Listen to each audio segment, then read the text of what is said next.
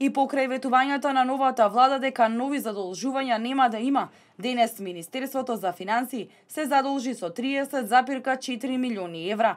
Иако Министерството за финансии денес се обиде да се задолжи за 34,7 милиони евра, побарувачката за државните хартии од вредност од страна на банките беше помала. Станува збор за 6-месечни државни записи без девизна клаузула во износ од 150 милиони денари и каматна стапка од 1,5% со датум на достасување на 14.2.2018 година.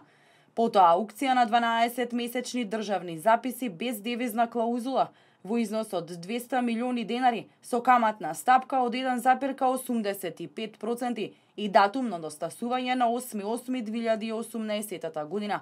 Аукција на 5-годишни државни обврзници со девизна клаузула во износ од 450 милиони денари, каматна стапка од 2,5% и аукција на 15 годишни државни обврзници со девизна клаузула во износ од 1 милиарда и 200 милиони денари со каматна стапка од 3,80% и датум на достасување до 2032 година.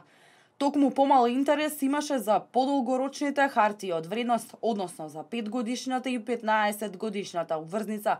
Во текот на утрешниот ден, односно на 9 август, по основ на доспеани долгови, Министерството за финансии треба да врати сума во износ од 19,1 милиони евра. За задолжувањето се работи за хартии од вредност со рок на враќање од 6 и 12 месеци и 5 години. Откако Тевдовски раководи со Министерството за финансии, за 2 месеци се задолжи со над 100 милиони евра и покрај острите критики во минатото, додека СДСМ беше опозиција за задолжувањето, како на домашниот, така и на странските пазари, до сега владата постојано се задолжува. Тие во својата предизборна кампања велеа дека државата е презадолжена и ветуваа дека нема да има нови задолжувања.